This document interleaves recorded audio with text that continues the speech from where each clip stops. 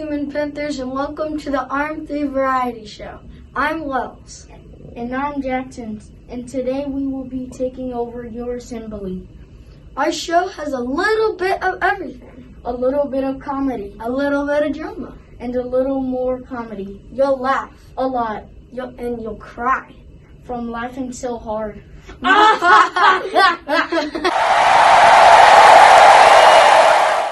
Wells, have you ever heard of a fractured fairy tale? Fractured? It sounds like we need to find a doctor. No, a fractured fairy tale is a regular fairy tale with a bit of a twist. Our first group of performers take a closer look at the story of the three little pigs. Was the wolf really big and bad? Or was it just sick and on the hunt for a cup of sugar? You will be the judge.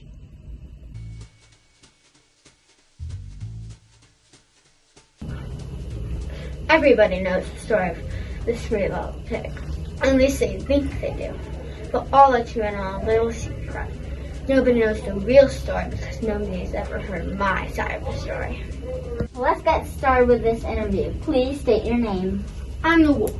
Lion, pig, wolf. I don't know how this whole big and wolf thing got started, but it's all wrong. I see. And why do you think everyone has the wrong idea? Maybe it's because of our diet. Yeah. Hey, it's not my fault wolves eat cute little animals. It's just the way we are. Way back in Once Upon a Time, Mr. Wolf was making a birthday cake for his dear old granny. He had a terrible sneezing cold. And to make matters worse, he also had ran out of sugar. It was important that I finish cake for dear old granny, so I walked down to ask my neighbor for a cup of sugar. And which neighbor were you going to ask? My closest neighbor, the pig who lived in a straw house. Can you believe that? I mean, who in their right mind would make their house out of straw? So of course, the minute Mr. Wolf knocked on the door, it fell right in. He claimed he didn't want to just walk into someone else's house, so he called out, Little pig, are you in? but there was no answer. Mr. Wolf was just about to go home without a cup of sugar for his dear old granny's birthday cake. The wolf felt another sneeze coming on. And he huffed and he snuffed. Darn house fell down. And right in the center was the pig, dead as a doornail. He had been home the whole time. So, what did you do? Well, I mean, I ate the pig, of course. You ate the pig! Now, the wolf still did not have his cup of sugar for his dear old granny's birthday cake. So he went to the next neighbor's house. And who is this second neighbor? That's a funny coincidence. Actually, he was the first little pig's brother. He was a bit smarter, but not much. And what makes you say that? Well, he built his house out of sticks. So the wolf knocked on the door of the stick house. There was no answer. Little pig, are you in? Go away, Wolf. I don't want you in. I'm shaving the hairs on my chinny chin chin. The wolf felt another sneeze coming on. Let me guess. This house fell down too, just like the brothers. Yes. Can you believe that? And right in the middle was the second pig. Dead as a doornail. Wolf's honor. The wolf understood that food will spoil if left out in the open. So, Mr. Wolf did the only thing he could think to do. I ate the second pig. Weren't you full? A bit, but as I said before, I'm not a wasteful wolf. Though full after 2 ham dinners, the wolf still did not have his cup of sugar. So he went to the next house. And can you believe it? This neighbor was the first and the second little pig's sister. The wolf called out, Little pig, are you in? Go away, Wolf! Don't bother me again!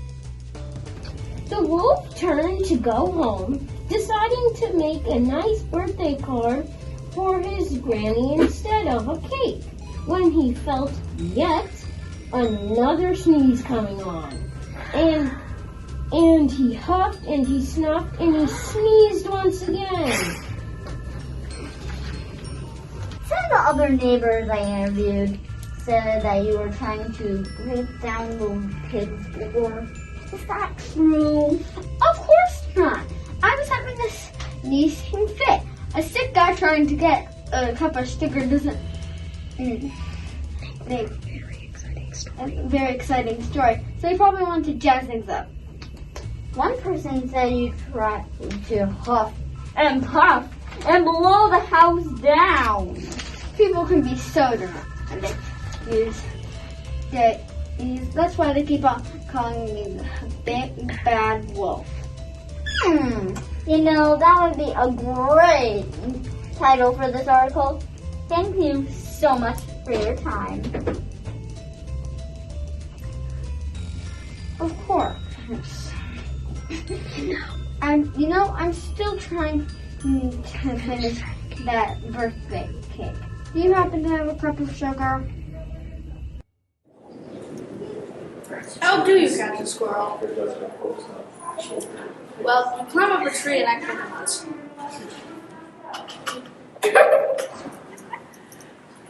Why did the dolphin cross the ocean? To get to the other side. What's white, black, and red all over? A sunburned penguin. Hey Jackson, how do pigs get to the hospital? I don't know. How do they get to the hospital? In a ambulance. Our next performance is about our amazing teacher, Mr. McEwen. In his amazing style. After spending an entire year seeing his awesome, colorful outfits, All of the RM3 students are a little nervous about having to wear boring uniforms in middle school next year. luckily, the students of RM3 have a plan. Check it out.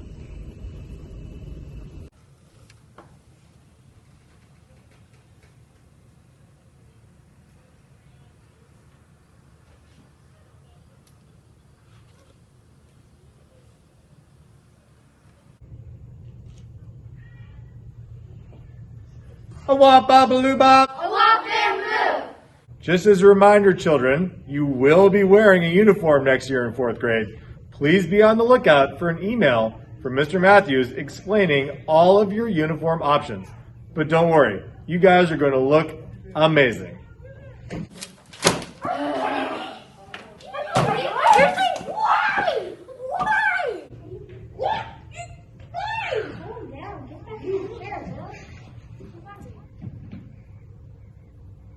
Can you believe we have to wear uniforms in middle school? How will we survive? I know. After a year in Mr. McEwen's class, I've become used to amazing fashion. Fun pants, brightly colored shirts, and crazy socks. Maybe it won't be so bad. What do the middle school uniforms look like? My brother's in middle school. He wears a lot of khaki, navy blue, and white. Here's the email Mr. McEwen was talking about. It says we have to wear a jumper or khakis with a white or blue polo, navy or white socks, and black, brown, or tan shoes. What? No bright colors? No pastels? Oh, told you. Maybe there's something we can do. Like what? Well, what exactly are the uniform rules? Maybe we can find a way to add some RM3 fashion into the uniforms. Great idea. We can find a way to McEwenize the uniform. Okay, everybody, time for recess. Let's go. Let's meet during lunch and try to figure this thing out. Let's do this!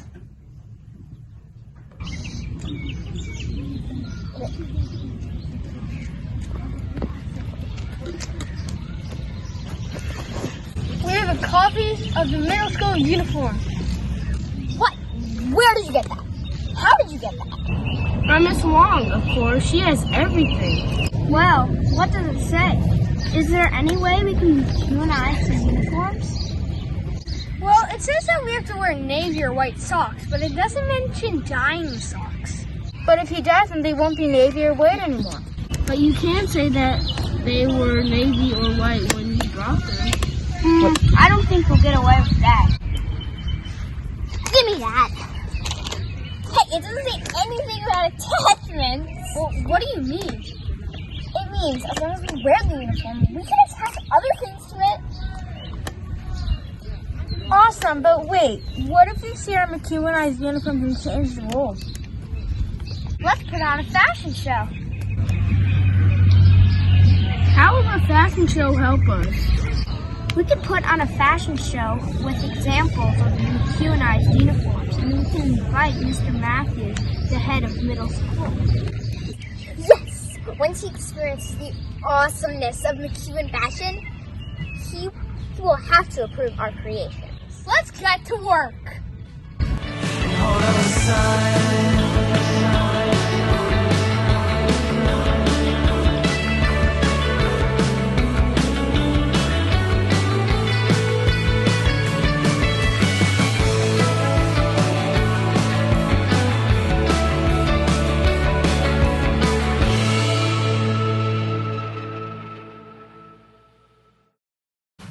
Places, everyone. It's almost time to begin. Is he here yet? Who? Mr. Matthews. Look, he just arrived. What? We're on in 1 minute. Okay, models in place. Cue the music, Henry. 3, 2, 1.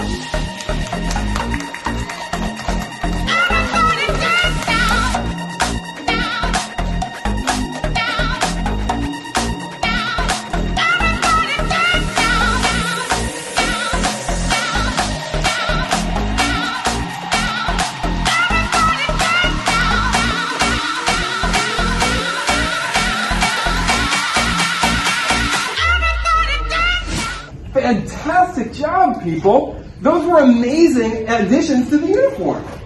Wait, so Simon can wear them next year? Yes! No.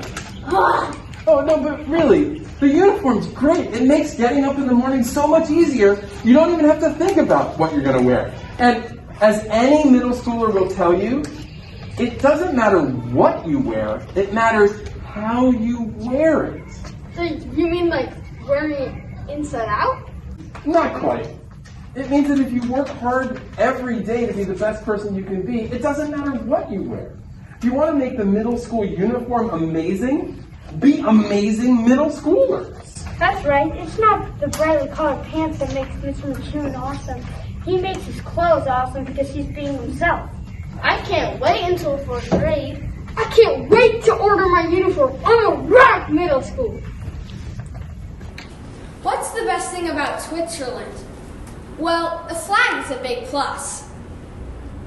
Why did the banana go to the doctor? Because he wasn't peeling well. How do you make a tissue dance? You put a little boogie into it. Hey, Wells, why do golfers wear 2 pairs of pants? I don't know. Why? In case they get a hole in one. We hope that you all have enjoyed the RM3 variety show.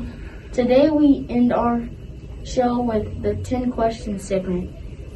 And we welcome a very special guest. You may not see him in the lower school very often, But he is one of our closest neighbors in the middle school.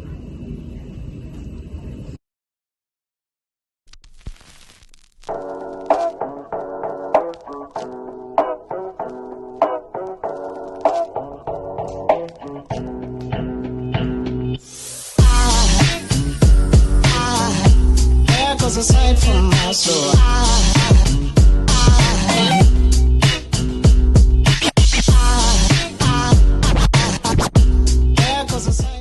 My favorite animal has been the same for a long, long time.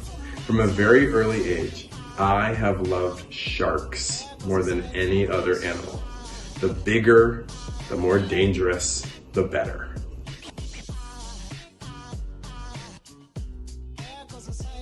My favorite sport, that's an easy one. I love baseball. I have a collection of bobbleheads from the games I've been to over the past many years.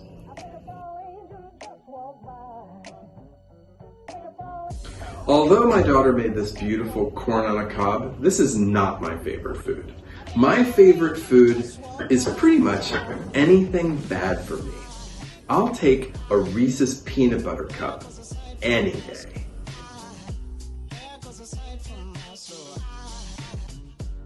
I do have kids. I have 2 children, Anna, who's almost 18 and is a senior at Potomac, and Alex, who's 15 and is in 9th grade. This is them a little while ago.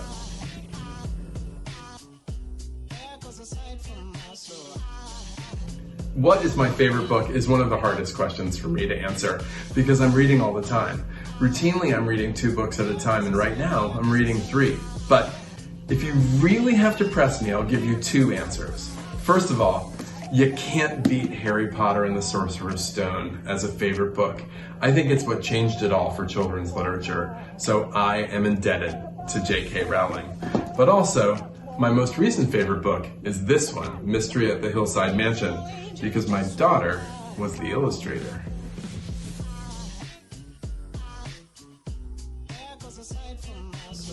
I think my favorite place to visit is where my families live.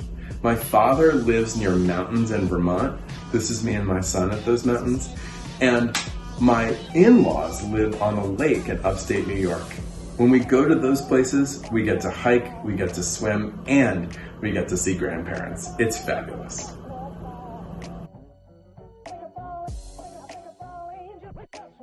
I love history. In fact, I love what we study in the middle school, most of all, ancient civilizations. This is a bust of Nefertiti that one of my students, Chloe, made back when I was a 4th grade teacher.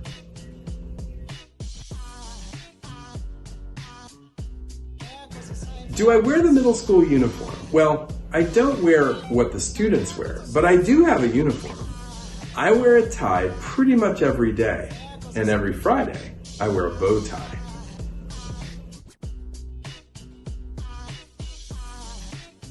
What I love best about middle schoolers is how passionate they get about their learning. Some of them get so into it that it actually is the most important thing for them. For example, one of my students, Ned Mobus, when he was in 4th grade, was so into Roman gladiators, he gave me this mask to remember our experience.